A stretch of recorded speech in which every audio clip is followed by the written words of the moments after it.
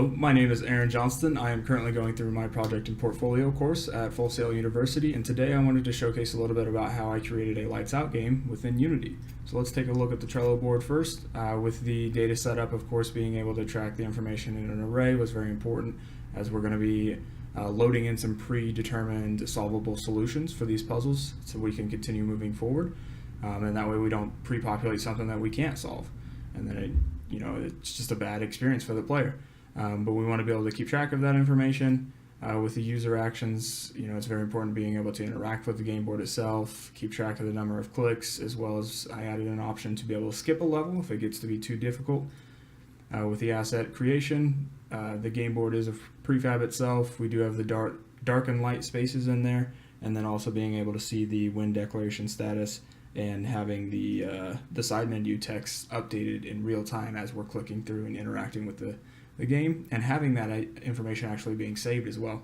So with the winning conditions, of course, players can complete each level, they can complete the game overall, and by completing in order to complete a level, they need to get the spaces all to the dark spaces. So let's go ahead and pull up Unity real fast to take a look at this and the interactions here.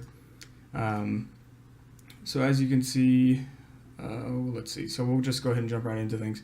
But we do have the menu here, so you can play it. It'll take you to the next scene. I'll go ahead and pull up this script so we can see some of these interactions. But this array is actually holding an array of all of those predetermined values that is going to create the next levels for solvable puzzles.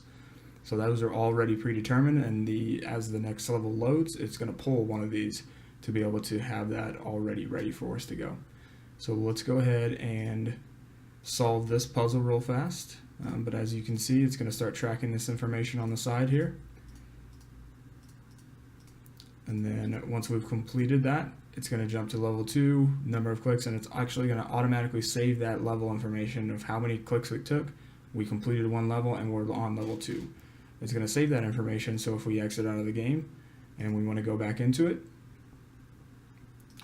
it's going to save that information. So then if we click load save game, it's going to load that information to the current level, and then we'll be able to move forward from there. So let's go ahead and solve this puzzle.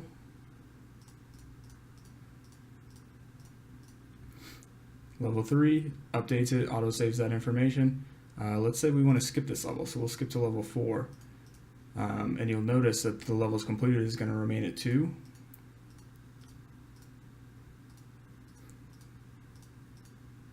We complete that, and we've completed 3 levels, but we're on level 5. So you'll see when we skip that level, it's not going to track it as a completion.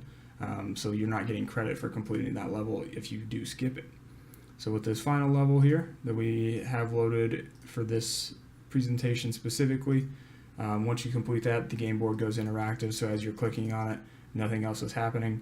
But then you're going to see this text that you've completed everything. And it's going to save that information of how many clicks you took to complete 4 levels. And then if you want to clear that information, you can actually clear that save. It'll clear it all out, so when you exit the game and then you go back into it, it's going to have that information updated to where there's no save. So then we exit. Let's take a look at some of the scripting that I put together here. So all this information is being tracked through the game manager script. And I took advantage of having an additional class made to get that array of arrays, basically. And then, of course, taking advantage of that system.serializable. I can't say that word very well.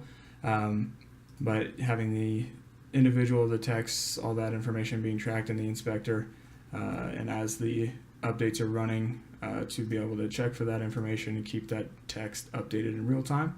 Then all of these methods are being called and created. So, for the load saved game, for the saving the current game, for clearing that saved game information, and updating the player prefs there.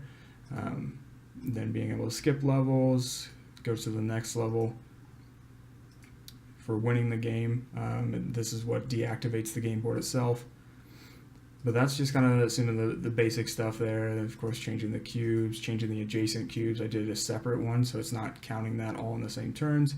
But then in the cube manager, keeping track of all that information. And then, of course, the scene manager to navigate through all that information. But that was all I had for you today.